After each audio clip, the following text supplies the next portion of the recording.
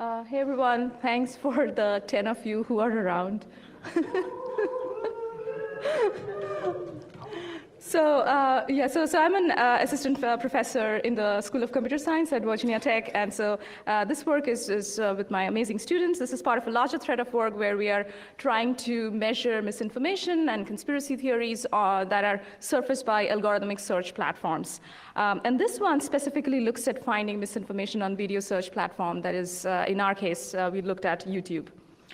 So nowadays, it is fairly common to see headlines like this, how YouTube is driving people to the darkest corners of the internet, how Google is directing people to extreme content, and then you see these op-ed that YouTube is a great radicalizer. Right? And then you also see YouTube responding by saying they're reducing conspiracy theory recommendations or that they are making conspiracy videos really hard to find. But all these reports and responses, all of these are fairly anecdotal. That is, there is not enough hard empirical statistical evidence to prove any of these anecdotal stories and also to disprove any of these counter responses. So that is what the goal of our study was, in order to verify some of these anecdotal claims criticizing YouTube for surfacing problematic content on its platform. So the question is does YouTube's search and recommendation algorithm really surfaces these problematic content? And then what are the conditions under which it does that? And so the way we did it is by conducting systematic audits on YouTube's algorithm, and we picked one type of problematic content, that is conspiracy theories. So these are the questions that our work answered, so very specific, unlike some of the other studies presented this morning, not that broad. But the first question was looked at this question of does the user's demographics, let's say their age or gender, and the location from which they are querying the search engine, YouTube search, video search platform, does that have an effect on the amount of misinformation that YouTube search and recommendation algorithm is returning? The next question is the question of watch history. So what happens when the user has watched some videos, let's say all pro conspiracy video or all debunking or all neutral videos? What happens under those scenarios? Does the platform return more or less misinformation?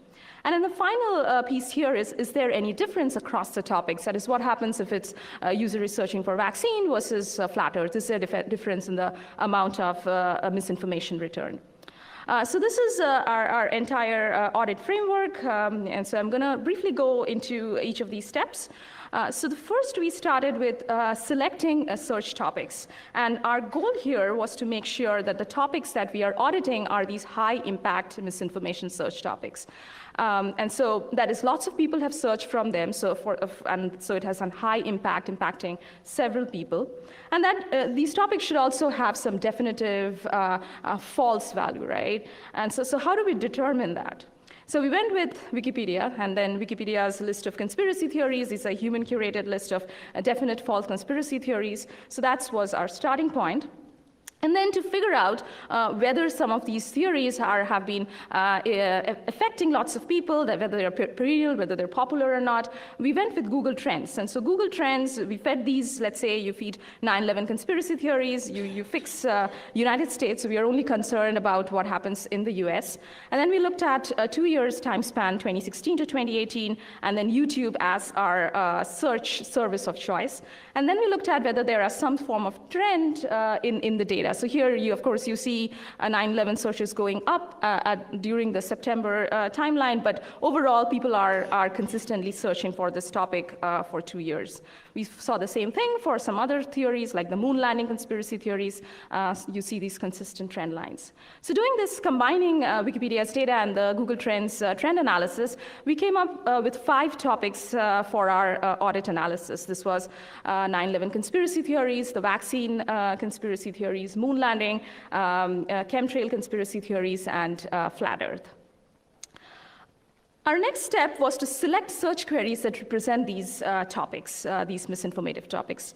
And for that, we used 2 different sources of data. The first was YouTube's auto-suggestions. So you feed YouTube with some seed query representing that topic, and then collect the top 10 suggestions that the platform provides. This kind of tells us that we are focusing on the trending search queries that's happening in YouTube at that time.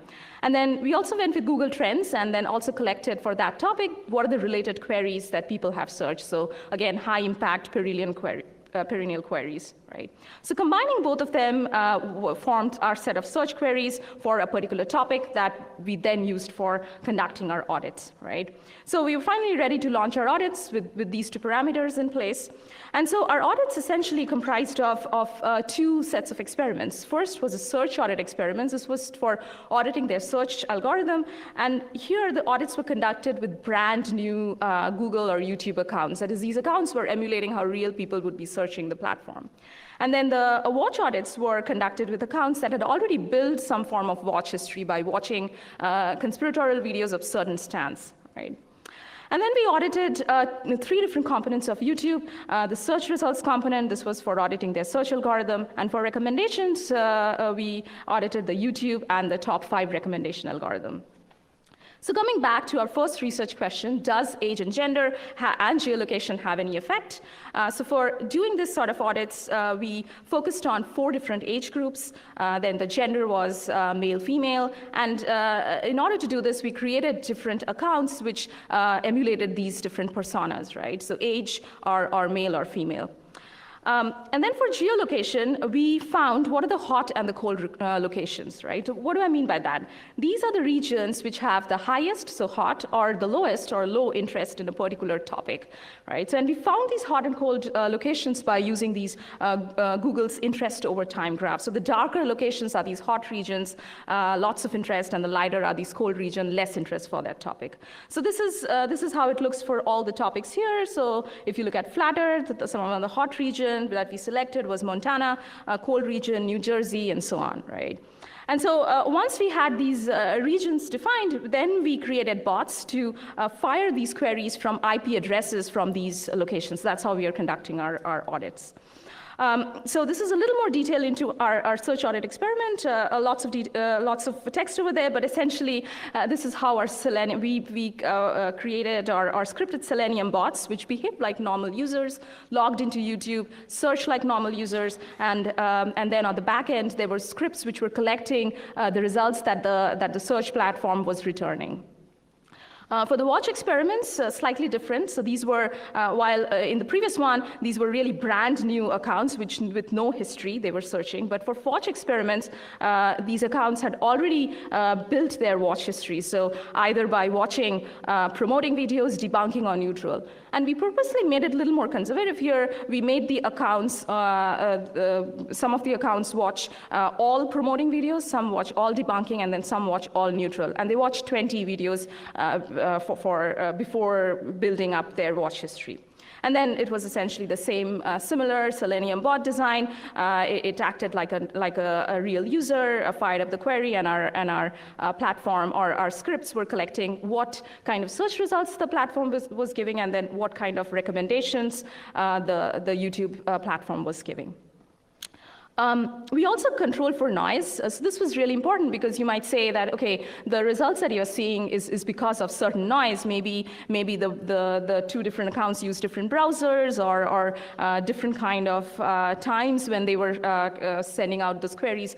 So your results are affected by these noise. So we made sure that we control for all these noise variables. So all the accounts were firing queries at the same time. So controlling for the temporal effects. They were all using Firefox. This was again selected on purpose so that we can avoid the possibility that Chrome browser would be tracking these Google accounts that we are using in our experiment. All the searches were done in incognito mode, and they were all using the same sort of operating systems, so the same infrastructure. Right? So once we had this entire audit set up, it ran for several days, and then we collected our data and annotated it. So we had overall, for this audit, collected 56,000 videos, about 3,000 of them were unique videos. And then we manually annotated these videos as either promoting conspiracies or they were neutral, like just talking about the, say 9/11, like reporting about it, but not really talking about any conspiracy. And then they were debunking some of these conspiracy theories, right? So that's how we annotated.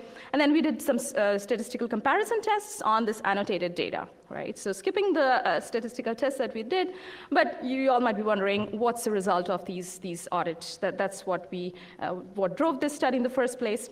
So let's look at the first research question. So does demographics, age and gender, and does geolocation have any effect on the amount of misinformation returned? So first, good news or bad news, how you want to take this. But first thing we found that was that for search audit, that's when someone is a brand new account, brand new Google account, there is no significant effect of demographics and geolocation. It doesn't matter what age, what gender they belong, where their geolocation is. It doesn't matter. They are going to get same type of information. So there is no significant difference, right? So this sort of disproves some of the initial evidence that these anecdotal stories had said earlier, right?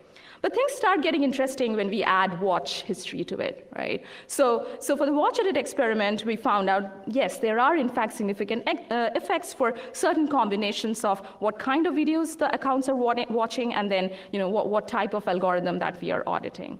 So I'm going to give you a quick preview of some of the results. Among all the cases that we found, one overall theme was men were really, so accounts whose gender was set as male, they were recommended more misinformative videos. And then men who were watching neutral videos, they also ended up with higher recommendation for pro-conspiracy or misinformative videos. So and this was happening for especially those two rows that are marked here, the flat earth and the vaccine conspiracy videos. And I think this result is really concerning because these were users who were drawn to neutral information, that is, they were watching neutral videos and had not yet developed any sort of strong pro-conspiracy belief, yet the algorithm, the video, YouTube's top 5 recommendation algorithm, I can't really see the timer. 11 minutes left, or 11 minutes. Okay, all right. Which means that it might increase these sort of recommendations might increase their chances of forming pro-conspiracy beliefs. All right, so the next question was, does watch history, watching pro-debunking neutral videos have any effect? Perhaps something which would be most interesting for this audience is related to health misinformation. So we found that watching promoting anti-vaccine videos actually resulted in receiving more promoting anti-vaccine videos in the search results, right? So compared to those who watch neutral and debunking. And this aligns with some of those stories that we have heard before. But wait for the interesting bit in the next part. So what happens for the top 5 and the up next recommended videos, right? So what happens for the recommender algorithm? There we found an opposite effect. That is, accounts that watched promoting anti-vaccine videos got recommended more debunking videos, right? So it essentially says that YouTube has gone and changed their recommender algorithm, but not the search algorithm. And then we looked at another topic like chemtrails. So this one actually we found the opposite effect, where accounts that watched videos promoting chemtrails, they got recommended more promoting videos. So this tells that YouTube, while they have fixed vaccine controversies, they have not really fixed chemtrails conspiracy video, right? So it's essentially the third question sort of I already answered. Is there any difference across topics? Again, chemtrail is a leader in terms of significantly more misinformative search results compared to all the other topics. Same scenario for the watch experiment as well. For 9/11 conspiracy, also we found there is significantly more misinformation in the up next as well as the top 5 recommendations compared to all the other topics. All right, so wrapping up here, so what are the takeaway and contributions of this work? So through this work, we were able to develop a methodology to audit search engines for misinformation, and hopefully this method can be adopted for future audits for other platforms as well. And then we were one of the first ones to kind of do the systematic investigation of the effect of personalization attributes. So by personalization, I mean, what's the gender, age, and the watch history? Do they have any real effect on the way, in the way the algorithm or the video search platform is recommending content? And our study also identified these vulnerable populations. For example, in our case, we found men who were watching neutral flat earth videos were recommended more pro-conspiracy videos. So we kind of, these audits could also be a mechanism for finding vulnerable populations who could be targets for these misinformative topics. And then we were also statistically able to prove how YouTube's behavior changes across different misinformative topics. Right? So what are the implications of this finding, right? So this kind of tells that YouTube's mechanism for handling misinformation is more reactive than proactive. So they are reacting and handpicking topics which have come under the highlighted by media and popular press, and their strategy is much more reactive, right? They are going to fix vaccine controversies, but not really chemtrails or 9/11 or other controversies which have not been talked about by technology critics and media reports. And then even for vaccine controversies, it's more nuanced than that, right? So we found that YouTube, while it recommends debunking videos when someone is searching for anti-vaccine, the same thing doesn't happen for its search algorithm. There is a filter bubble which exists in its search results. Person who is searching, a brand new account searching for anti-vaccine videos are going to get search results that are anti-vaccine in the first place. So finally, to conclude, what I started with, YouTube's claims to reduce conspiracy theory recommendations, it turns out they still have a long way to go before they can claim they have actually mitigated the problem of misinformation and conspiracy on their platform. That's it. Thank you. And dot at 15 minutes. And those are all the questions that I answered. And I'm happy to take any more questions from the audience if there is time.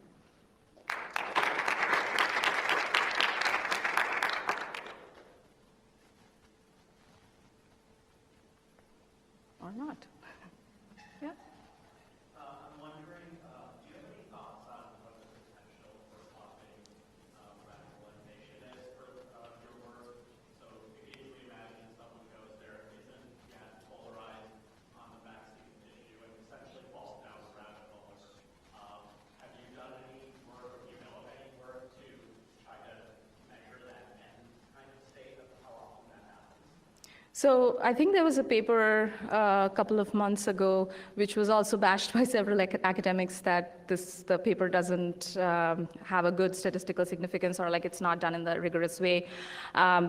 So that's there. But I think with this kind of audit method, you could set up an experiment to test exactly what you're trying to say, of course, with artificial accounts, right? So this doesn't, again, there's a caveat here. You're not measuring real user behavior. Like, it's really hard to claim that a user is only going to search 20 pro-conspiracy videos before they search the next video on any topic, right? But in order to have, at least in a very conservative world, you can make these measurements by setting these conditions. Yeah. All right. Yeah. Is there any way to do this with algorithm? I mean, get access to their algorithm for what's popping up on next? Because it seems like it's sort of the other end of doing this project is to try to figure out what's motivating obviously it must be something to do with what they've already clicked on. Right, so accessing YouTube's or Facebook's algorithm to figure how it's behaving. So that's a good question. So we probably have a few people in the audience from the industry. So I think in their defense, even they don't know how the algorithm always works with the data of the person, right? The data of the user. So even if you were to be given the source code of the algorithm and you try to go through it, you can only answer so many questions. But there is this factor of users' data along with it, which adds this additional complexity, which I think you could only measure through audits. But correct me from the audience if anybody's from YouTube or Facebook, if I'm miscoding that fact. Yeah. Yeah. So he's nodding his head, so I'll take that as a yes. All right. Yeah. Sure.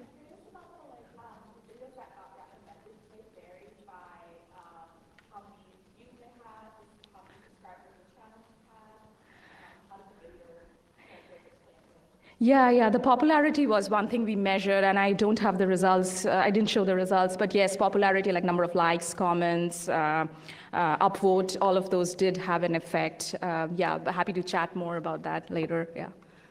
Thank you.